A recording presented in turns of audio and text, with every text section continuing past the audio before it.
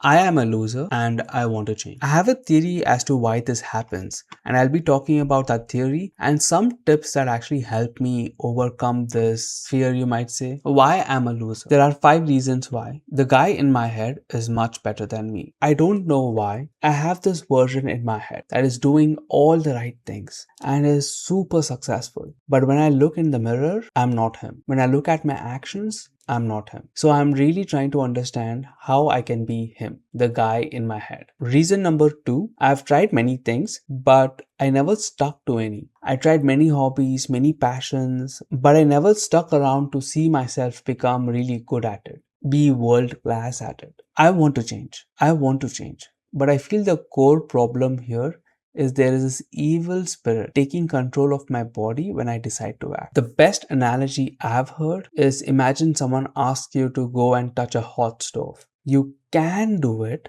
but your entire body resists doing it. And I have a theory behind why this happens. My theory is for the task I run away from, maybe small tasks feel huge in my head.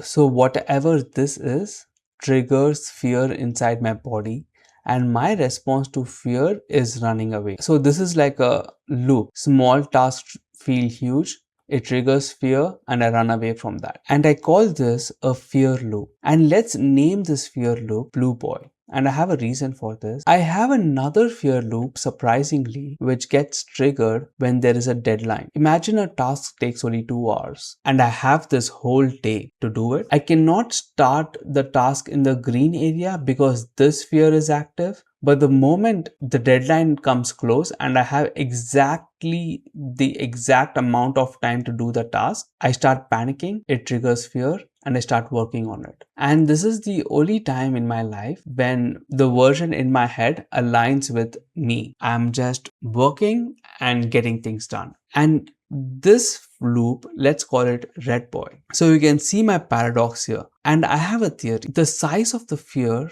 actually matters. Imagine if Blue Boy was a bully. I'm listening to whatever Blue Boy is telling me to do. But the moment the bigger bully comes in the room, the Red Boy, he puts down the Blue Boy, and now whatever Red Boy is saying, I tend to do. I feel like life is happening to me. I'm just reacting to these bullies. How do I let these bullies not bully me anymore? How can I be free of these bullies? Strategy number 1 is imagine you have a small task. I'm talking like folding laundry. You have to split the small task into much smaller tasks, like small.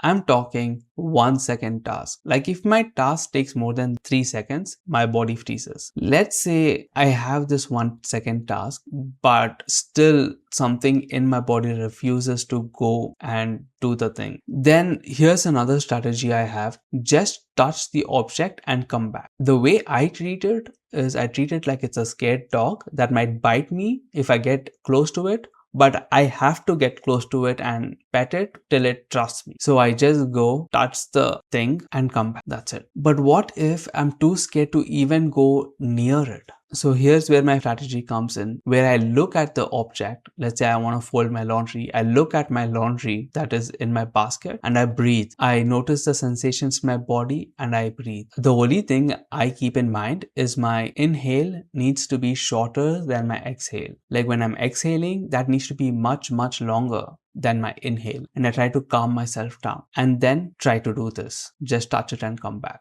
And then slowly move 1 block at a time. That's my strategy.